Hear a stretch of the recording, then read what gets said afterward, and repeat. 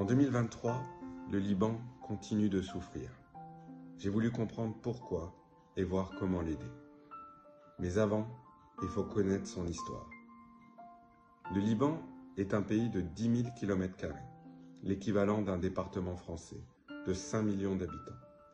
Il se situe à proximité de la Syrie, Israël, Palestine, un voisinage sous tension permanente.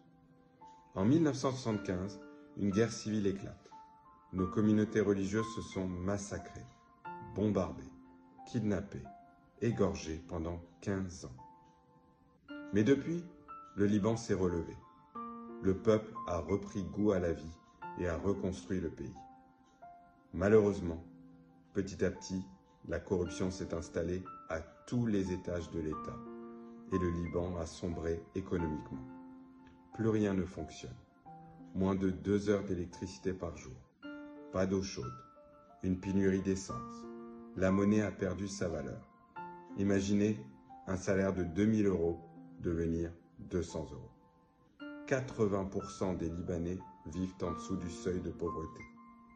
Et le coup de grâce a été donné le 4 août 2020, lorsque 2750 tonnes de nitrate d'ammonium ont explosé au centre du Liban. Ce fut la déflagration non nucléaire la plus forte jamais enregistrée dans l'histoire. Alors j'ai voulu aider. Mais comment? Par l'énergie. Dans un pays où l'ensoleillement est de 300 jours par an, la solution m'a paru évidente. J'ai donc contacté des mères, des cousins, des oncles, avec l'objectif de développer le maximum de projets solaires au niveau individuel ou au niveau d'un petit village.